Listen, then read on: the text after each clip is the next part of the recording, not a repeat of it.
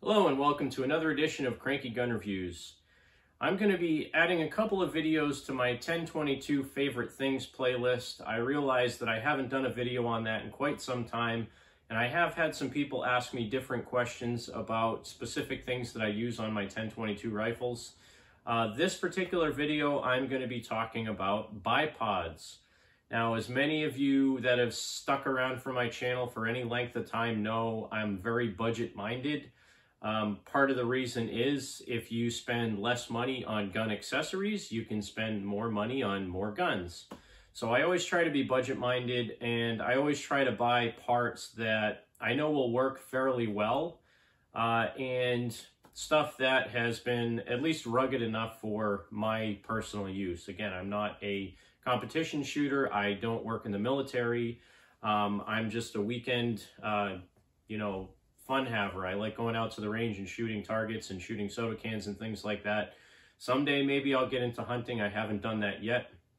But the way things are, you never know. Obviously, I need to be good enough to at least shoot squirrels and rabbits if I needed to provide for my family, and I can definitely do that. So today on Cranky Gun Reviews, we're going to talk about my 1022 Favorite Things bipods. So stick around. So I have had several people in the past couple of weeks ask me about the bipods that I use on my rifles.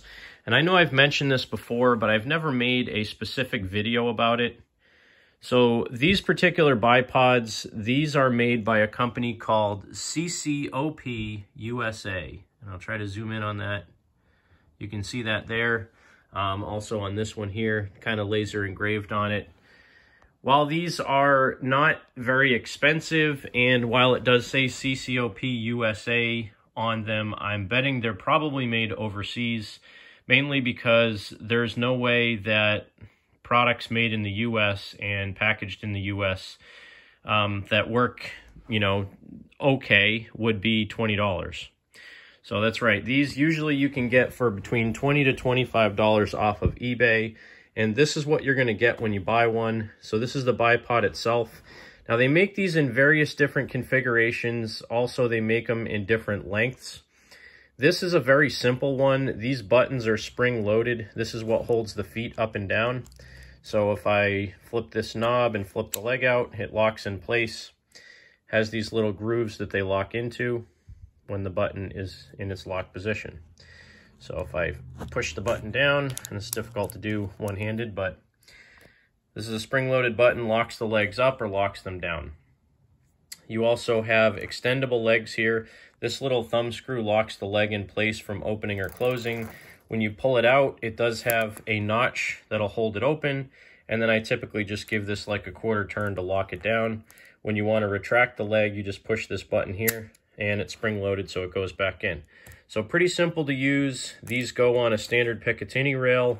And for a gun like this that normally does not have a Picatini rail, you can get these with a little adapter. And that's what I have here. So this is a standard Sling swivel to Picatini rail adapter. This is just a single slot one. These work perfectly fine for this type of an application. What you do is you take this little piece here, has a hole in it. You slide this over your sling stud, then you have this tiny little screw that goes in from one side and it threads in there on your sling swivel. So this screw actually goes through as if it was your sling swivel for your sling. And then you thread this nut down onto it. Actually, you screw the screw in on your sling swivel stud. Then you slide this bracket down over it. It has those cutouts for the screw.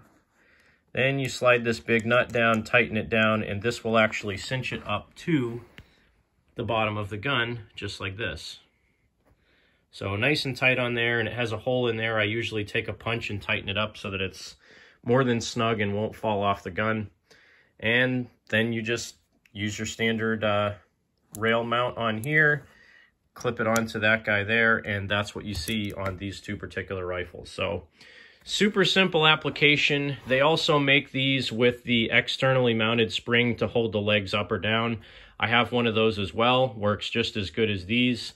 For a 22 or a small caliber 223 or something like that, these work exceptionally well.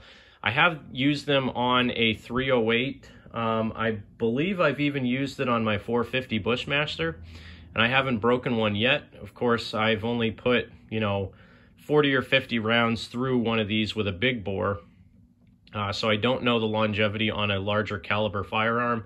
But for 22s and 22 Winchester Magnum, things like that, smaller calibers, these work absolutely fine, and they're a great deal for around $20 to $25. You can get them. This is a shorter one, so I think this is like a 6 to 8 inch extension. This is a 7 to 9 or a 8 to 10 inch extension. I forget exactly off the top of my head. So you can get them in varying different heights for different shooting conditions.